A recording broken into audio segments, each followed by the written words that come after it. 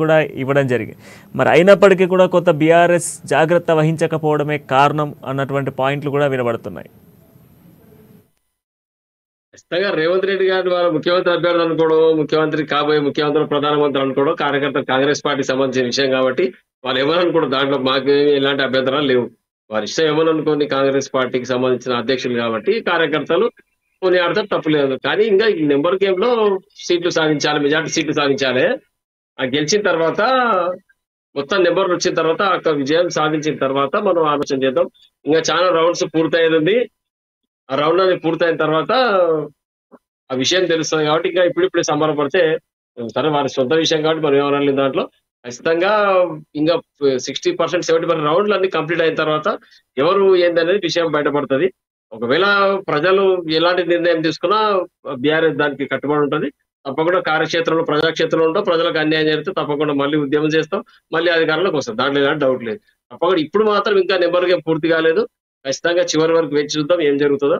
అటు ఇటు కావచ్చు, మెజార్టీ శాతం 2000, 3000 మధ్యలో పోటాపోటీగా నడుస్తుంది కాబట్టి దాంట్లో మేమే కృతకృత్యులైదామని భావిస్తాం. 3000 మీరు అంటున్నారు, 1000 దాటిపోతా ఉన్నాయి.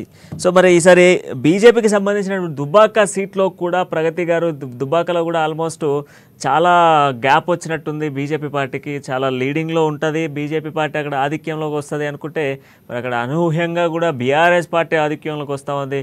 మరి అక్కడ సీటు బీజేపీ పార్టీ కోల్పోయేటువంటి అవకాశాలు ఏమైనా కనిపిస్తూ ఉన్నాయా?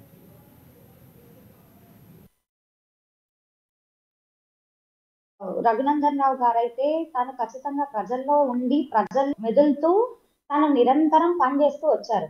కానీ అక్కడ ప్రజలు ఏ నిర్ణయానికైనా మేము కట్టుబడి ఉంటాము, వాళ్ళు ఎవరిని కోరుకుంటున్నారు అనేది ప్రజల నాడిని పట్టుకోవడము అది ఎవరి తరం కూడా కాదు.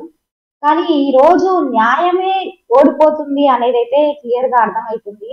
న్యాయం ఇక్కడ పని చేయట్లేదు అని చెప్పి దుర్మార్గమే పనిచేస్తుంది అనేది మాత్రం తెలుస్తుంది. రఘునందన్ తన లాంటి వ్యక్తి దుబ్బాకలో అట్లాంటి వ్యక్తిని వాళ్ళు కోల్పోతున్నారు అంటే, అట్లాంటి వ్యక్తిని వాళ్ళు దూరం చేసుకుంటున్నారు అంటే మాత్రం ఇది ఖచ్చితంగా వాళ్ళు చేసిన తప్పు కాదు. అక్కడ ఖచ్చితంగా వీళ్ళు ఎన్నికలు చేసి మాత్రము అక్కడ విన్ అయ్యే ప్రయత్నాలు చేస్తున్నారని నేను అంటున్నాను. ఎందుకంటే ఈ జిమ్ములు చేయడంలో వీళ్ళంత సాటి ఎవరు లేరు, బీఆర్ఎస్ కి సాటి ఎవరు లేరు. అట్లాంటిది ఖచ్చితంగా అక్కడ ఏదో జిమ్మికే జరుగుతుందేమో అని నాకు అనిపిస్తుంది. రఘునందన్ లాంటి వ్యక్తిని ప్రజలు ఎప్పుడు ఆయన పైన విశ్వాసం ఎప్పుడు అనుకోరు, ఎప్పుడు తను గెలిపే కావాలి అని అనుకుంటారు. అక్కడ జరుగుతుందంటే మాత్రం ఖచ్చితంగా అది గమనించాలి. దానిపైన రఘునందన్ రావు గారు కూడా తన ఒక అడ్వకేట్, తను ఖచ్చితంగా మాట్లాడతారు. కానీ ముందుకు భారతీయ జనతా పార్టీకి భవిష్యత్తు ఉంది. ఇప్పటికీ ఇప్పుడు ఏదైతే బాపు దేశ్ కా నేత బాపు ఎక్కడైతే ఉన్నారో మరి కామారెడ్డిలో తన ఓటమి ఎందుకు చవి చూస్తున్నారు? మరి ఓన్లీ 2 చోట్ల వేసినప్పుడు దేశ్ కా నేత కదా, మరి కామారెడ్డిలోనే ఎందుకు ఆయన డౌన్ ఫాల్ అవుతున్నారో మరి నేను డైరెక్టర్ రామ్మోహన్ గారిని కూడా అడగదలుచుకున్నాను.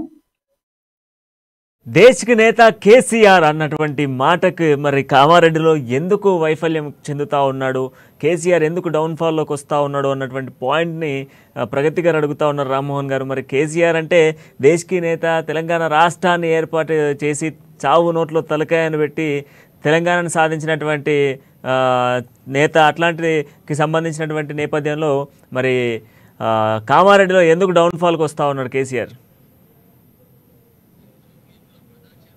హిమాహేమీలు కూడా ఓడిపోయారు. జాతీయ నాయకులు, దేశ నాయకులు, స్వతంత్రం తీసుకొచ్చిన నాయకులు కూడా ఓడిపోయారు. దాంట్లో పెద్ద విషయం కాదు. ప్రధానమంత్రులు కూడా ఓడిపోయారు. ప్రజాక్షేత్రం ఎందుకు ఓడిపోయారు దానికి కారణం చెప్పారు, కారణం ఉండదు. ఎందుకంటే గడిచిన అన్ని సమీకరణలు ఏముందో పరిస్థితి ఇంకా మనకు తెలియదు కాబట్టి